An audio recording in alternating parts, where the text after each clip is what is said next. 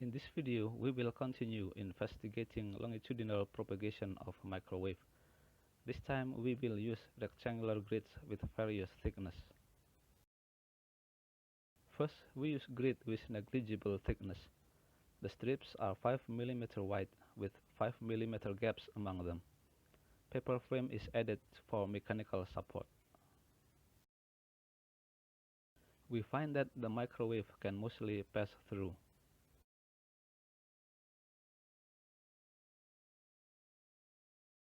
Starting from previous setup, we are going to add another grid in the path of microwave propagation.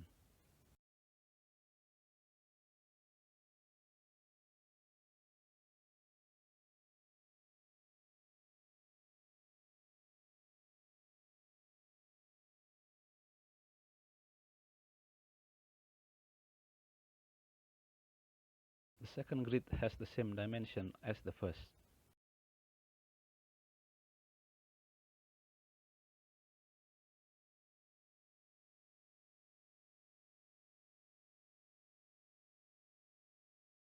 We can see that at various distance between those grids, the microwave receiver gets different values due to interference.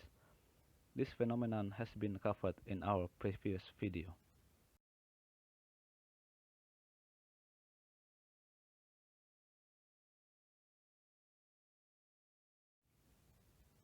When the second grid is shifted vertically, we also get different values.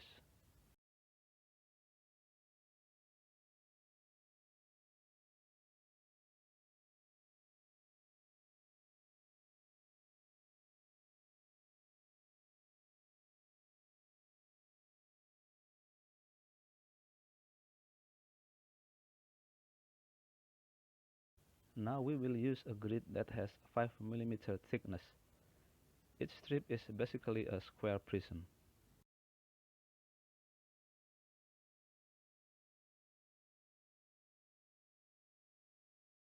The result shows that it's only slightly less transparent than grid with zero thickness.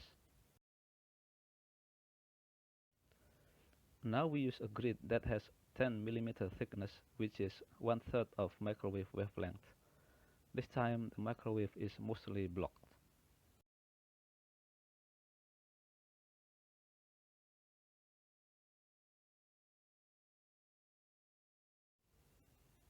Now we use a grid that has 15 mm thickness, which is half of microwave wavelength. The microwave is only partially blocked.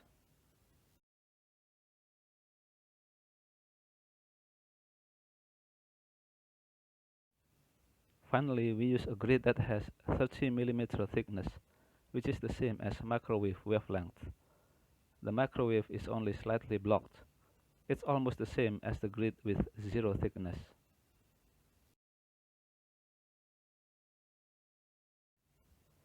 From these experiments, we are now sure that longitudinal propagation of microwave in conductive media can interfere with its transversal propagation in dielectric media.